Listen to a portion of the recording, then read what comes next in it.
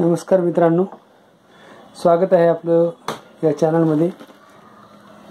तर मला आपल्या बऱ्याच मित्रांचे काही फोन आले।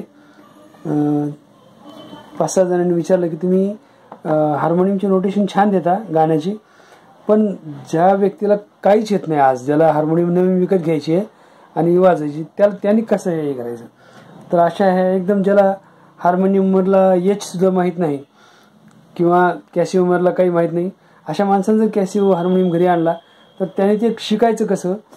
तर त्याच्यासाठी आपण हे आता हा व्हिडिओ एकदम बिगिनर लोकांसाठी करत आहोत, नवीन लोकांसाठी। तर याच्यामध्ये मी आज तुम्हाला 10 धडे शिकवणार आहे। वेगवेगळे व्हिडिओ थोडा मोठा होईल, 10 धडे शिकवणार आहे। प्रत्येक धडा हा नवीन माणसाने किमान 3 ते 4 दिवस त्याचे रेक्टिफाय करायचे। उगीच 10 धडे मिळाले म्हणून असं पळस सुटायचं नाही। एक धडा पूर्ण पक्का झाल्याशिवाय दुसरा काहीच नाही। कसा पक्का करायचा एक मी तुम्हाला सांगतो। तर पहिला धडा आहे, आपण ह्याला हा जो आहे काळी एक, याला आपण सा पकडून शिकवत असतो। जनरली नवीन बिगिनर लोकांना आपण हे इथूनच शिकवतो। तर हा सा, पहिला धडा सा, आणि तुमचा आवाज त्याच्यात मिसळला पाहिजे तोपर्यंत ते करायचं, नुसतं करायचं नाही। तुमचा आवाज आणि पेटीचा आवाज एक झाला पाहिजे। सा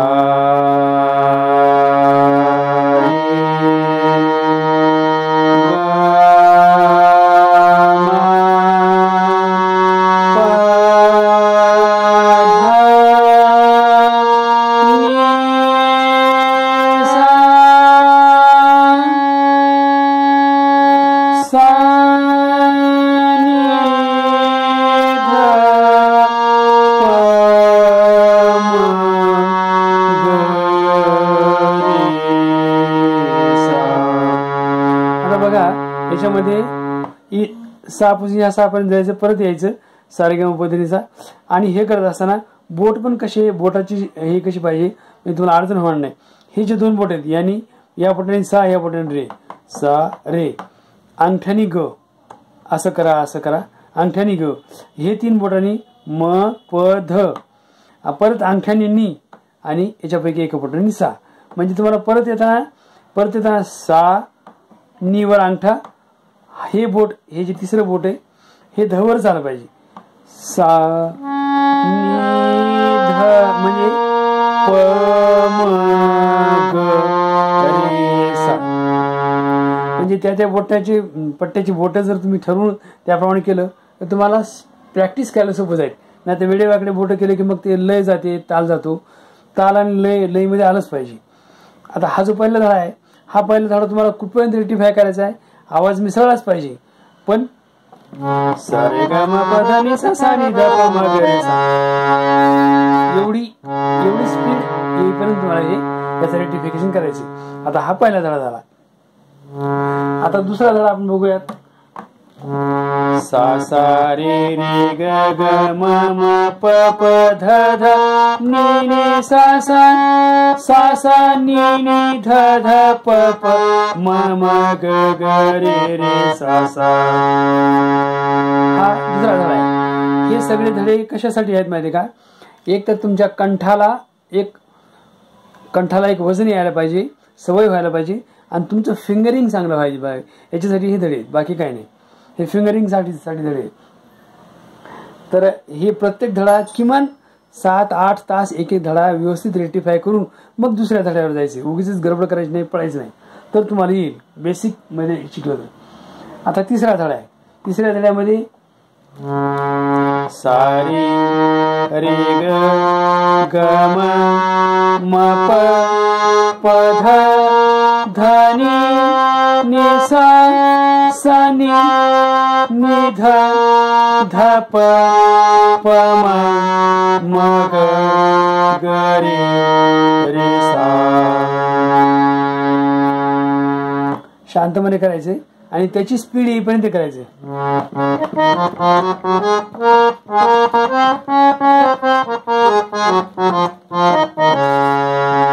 स्पीडला येईपर्यंत तुम्हाला करायचं आहे। आणि नुसती स्पीड महत्वाची नाही, तर तुमचा आवाज पण त्याच्यात मिसळला पाहिजे। आता तिसरा धडा आपण बघूया।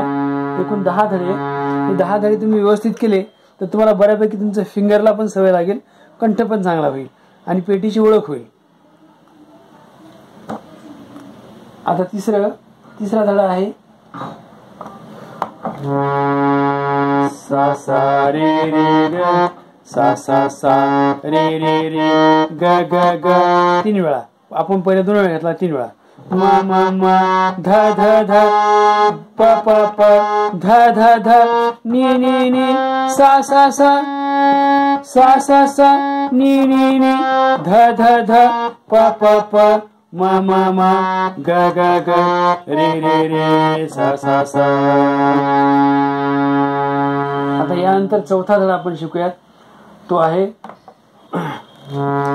सा रे, पहिला सुर दुसरा सा रे रे ग ग म म प प ध ध नी नी सा सा नी नी ध ध प प म ग ग रे रे सा. स्वर मिसळला पाहिजे आणि स्पीड आली पाहिजे. आणि फिंगरिंग हीच, हे 2 बोटं याला, ही 3 बोटं याला, परत हे 2 बोटं याला, आणि ग आणि नीला अंगठा. नंतर कोमलचं आपण नंतर बघूया. सध्या शुद्ध स्वराची आपण प्रॅक्टिस करतोय. आता 5वा धडा जो आहे सा रे ग म प ध नी सा नी ध प म ग रे सा. सुरुवातीला तुम्हाला स्पीड जमणार नाही, थोडं हळू घ्यायचं. सा रे ग म प ध नी सा नी ध प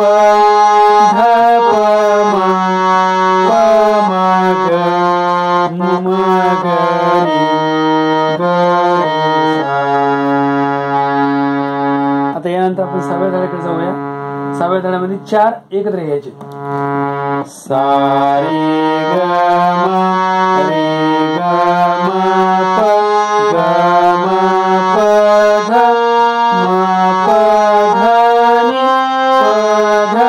नी सा नी ध प म ग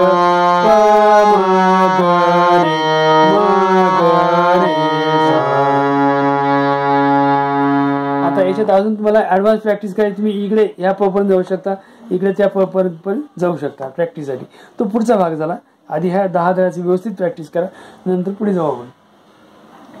आता 7वा जो धडा आहे त्याच्यामध्ये एक वेळेस 5 घ्यायचे. सा रे ग म प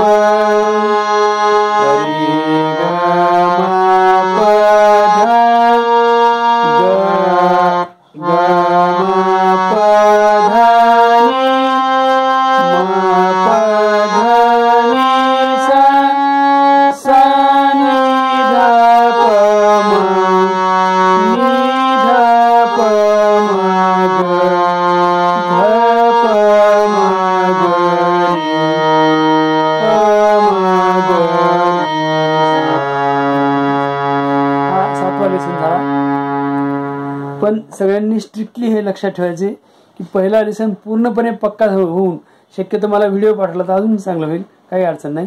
व्हिडिओ मला पाठवू शकता माझ्या व्हॉट्सअपवर.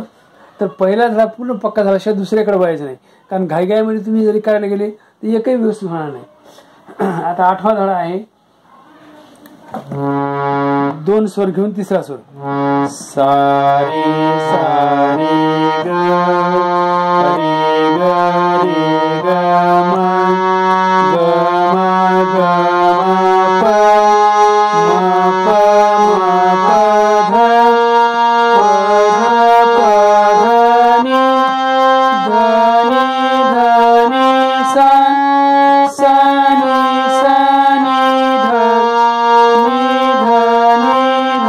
प ध प म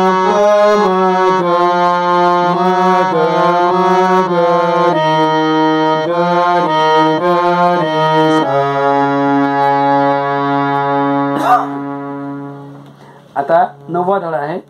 9व्या धड्यामध्ये एक स्वर सोडून द्यायचा आहे. सा म्हणजे आपल्याला एका स्वरावरून तिसऱ्या स्वरात जाण्याची सवय लागते. म्हणजे ही कशी ते कंठाला सवय लागते.